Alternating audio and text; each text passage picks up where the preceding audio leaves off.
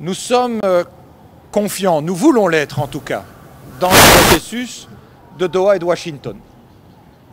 Mais nous sommes aussi lucides et nous devons l'être, en reconnaissant aujourd'hui qu'un mois plus tard, la situation sur le terrain ne s'est pas améliorée, qu'il y a toujours la commission d'un grand nombre de violences et d'exactions, et que l'heure plaide urgemment pour que ce qui a été signé prenne corps et impacte la réalité à l'est du Congo.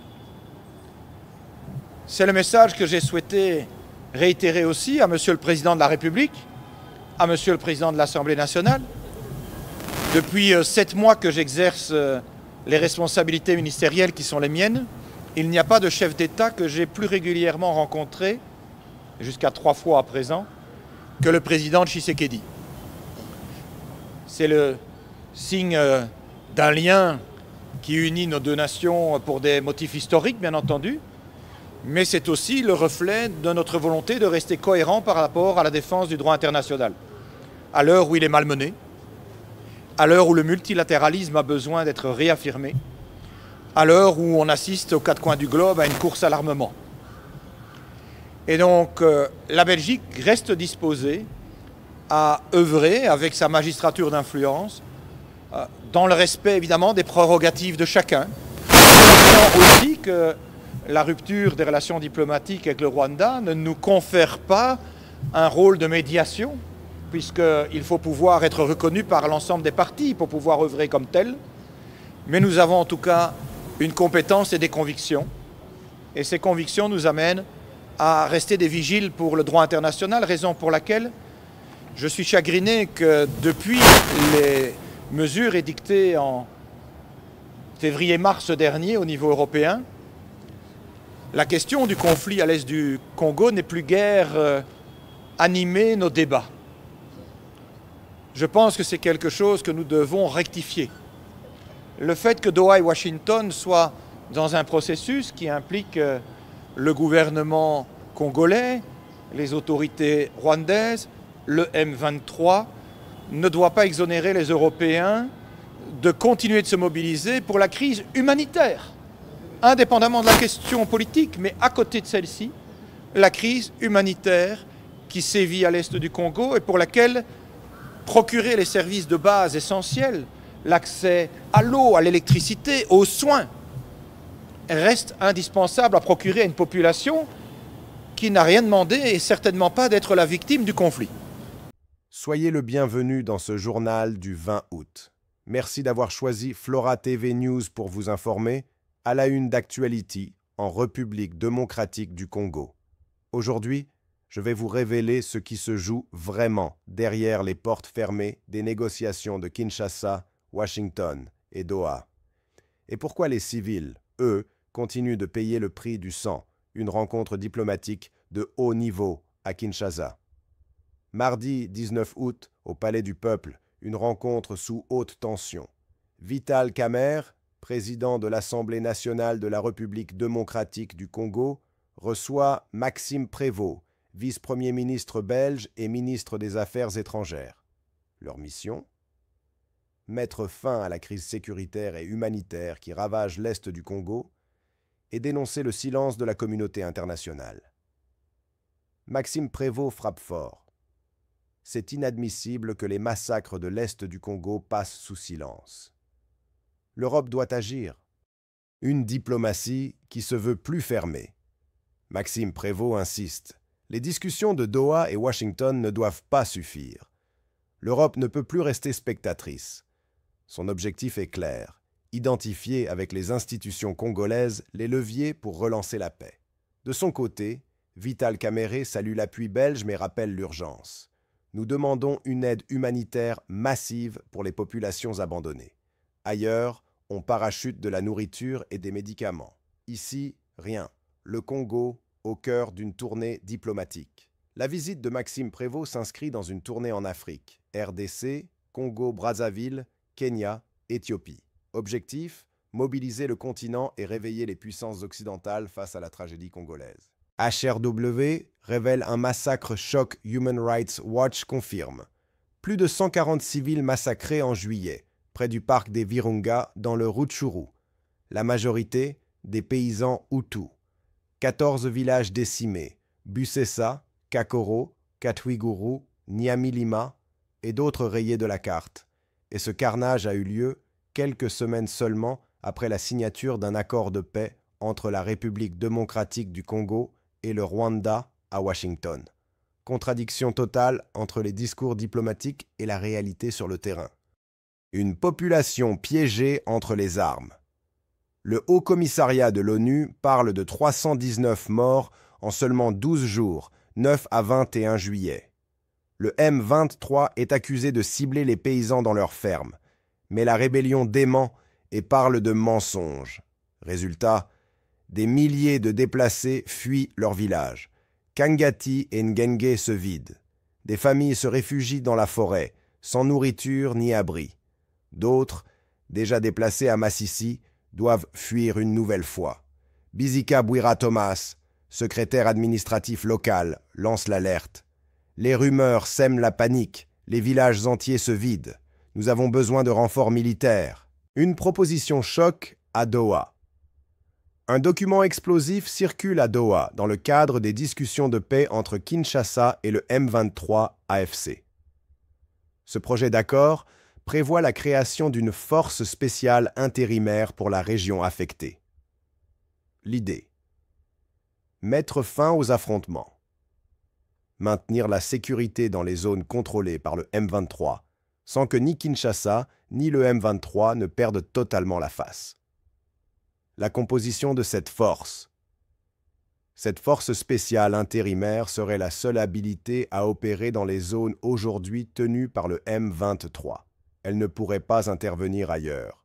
Composition prévue, 50% issus du M23, AFC, 50% policiers congolais, PNC, plus civils locaux, aucun soldat FARDC n'y participera. Particularité: la force serait sous l'autorité du ministère de l'Intérieur.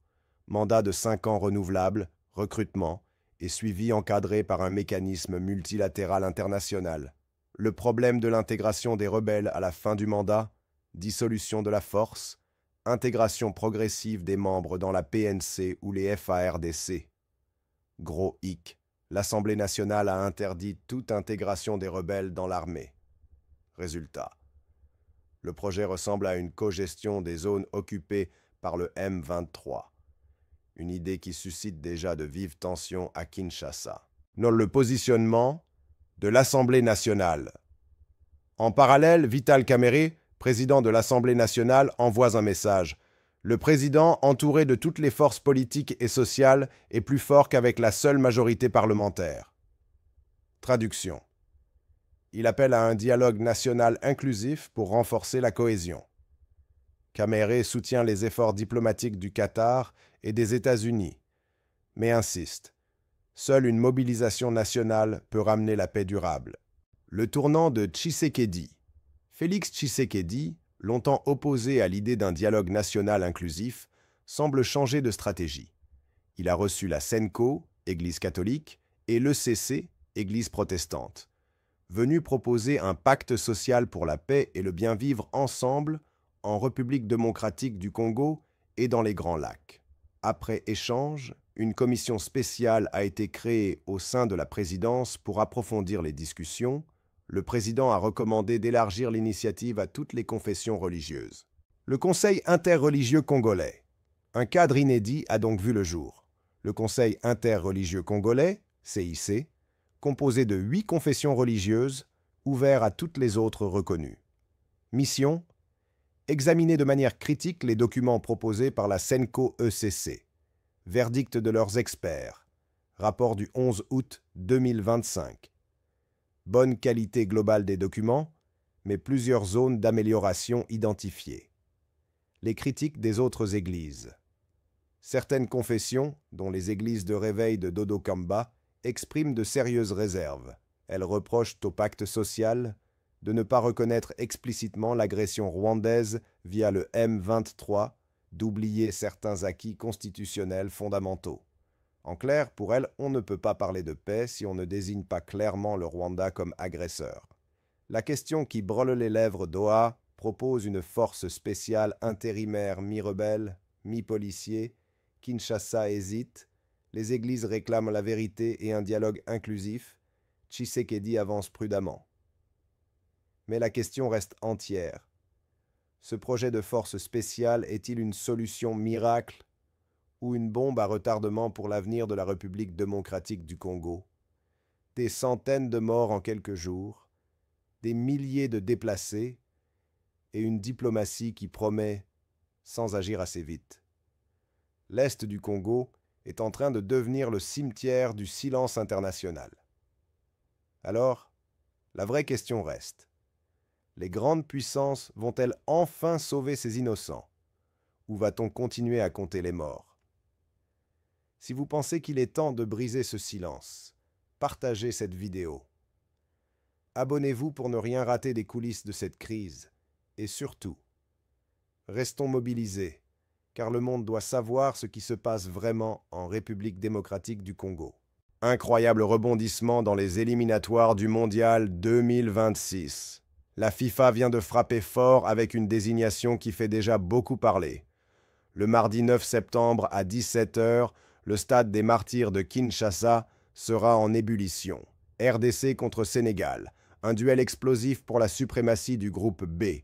Et attention, c'est un quatuor arbitral somalien qui a été choisi pour diriger cette rencontre au sommet. À la manette, Artan Omar Abdulkadir, assisté de Hamza Hagi et Mahamoud Mahad Ali, avec Hussein Ahmed Hassan comme arbitre protocolaire. Oui, vous avez bien entendu, la FIFA place toute sa confiance dans ses arbitres venus de Somalie pour gérer l'une des affiches les plus électriques du moment. Mais ce n'est pas tout. Cette confrontation historique arrivera seulement 4 jours après que la RDC ait déjà livré un autre combat à Djouba face au Soudan du Sud pour la 7e journée. Autant dire que les Léopards vont jouer gros sur ces 2 rencontres capitales. Et regardez ce classement de folie. La RDC trône en tête avec 13 points, plus 5. Juste derrière, le Sénégal colle avec 12 points, plus 7. Le Soudan, 12 points aussi, mais plus 6. Autrement dit, tout peut basculer. Alors, la grande question, la RDC va-t-elle confirmer sa domination? Le Sénégal va-t-il arracher la première place? Ou bien le Soudan viendra-t-il semer la zizanie?